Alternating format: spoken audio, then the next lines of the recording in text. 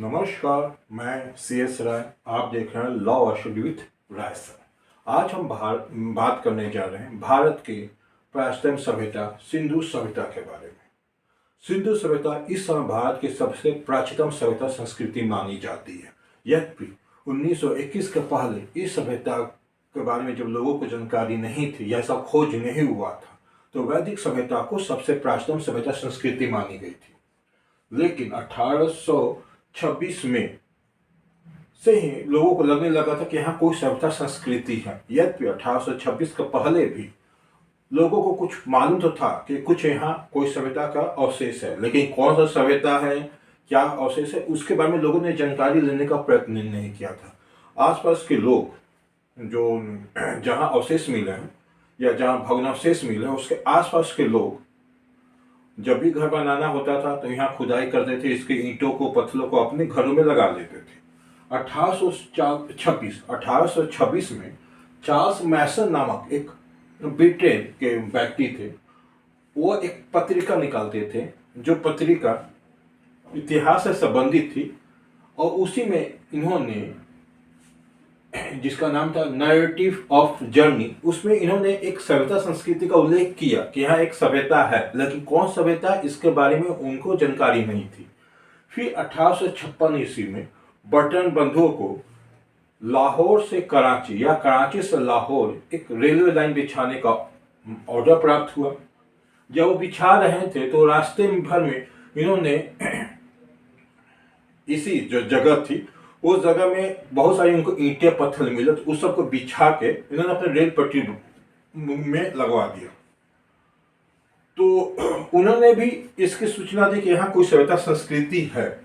1861 ईस्वी में Alexander Cunningham ने भारतीय पुरातत्व विभाग, या कई कई क्वेश्चन आता है कि भारतीय पुरातत्व विभाग का स्थापना कब हुआ और किसके द्वारा, तो 1861 में अलेक्जेंडर कनिंघम के द्वारा। इसी पुरातत्व विभाग के हेड सर जॉन मार्शल बने 1902 में, जो 1928 तक रहे, और इनको लॉर्ड कर्जन ने बनवाया था। सर जॉन मार्शल खुद ही एक पुरातत्व विभाग के एक महानिदेशक थे, प्लस इनको भारत इतिहास में जानने का बहुत ही रुचि थी। तो इन्हीं के निर्देशन में दयाराम साहनी और राखल दास बनर्जी के हाथों दो जगह इन्होंने खोज करवाई। पहला हड़प्पा 1921 ईस्वी में दयाराम साहनी ने किया, और दूसरा 1922 में मोहनजोदड़ो में खुदाई राखल दास बनर्जी ने किया।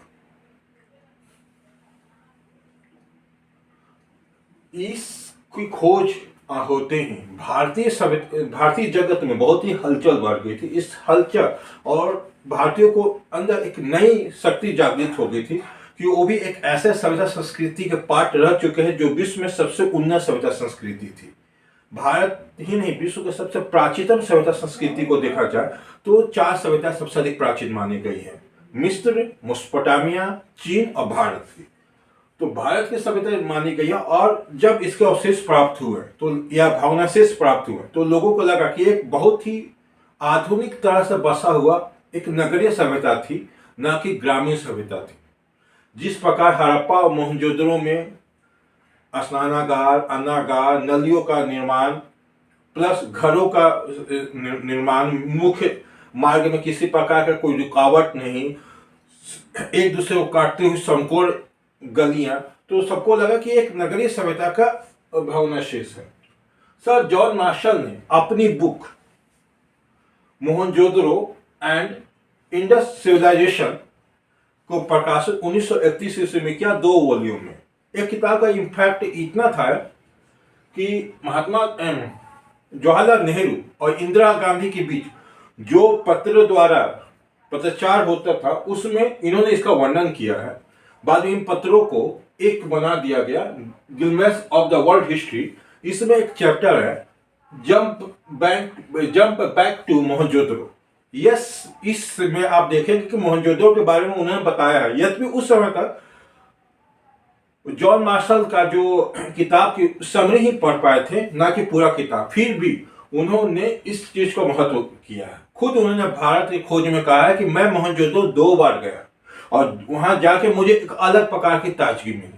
वो ताजगी ये थी कि अब तक भारतीयों में जो हीन भावना थी उसे उन्होंने निकाल दिया था। इस खोज ये, जबकि यह खोज सिंधु सभ्यता की खोज, भारतीयों में ये बात थी कि यह देश में भी बाहर से लोग आ गए हैं, वो अंग्रेज पहले नहीं है, और एक तरह से देश को 2 भागों में बांटने की कोशिश की गई थी। लेकिन ये खोज उल्टा असर कर गई, भारतीयों में एक नई उमंग आ गई कि हम एक ऐसे सभ्यता संस्कृति के जनक हैं जो अपने समय में विश्व के सबसे सर्वोत्कृष्ट और सर्वोच्च सभ्यता संस्कृति थी। तो बोल सकते हैं सर जॉन मार्शल ने जो खोज की थी वो भारत के लिए वरदान साबित हो गया।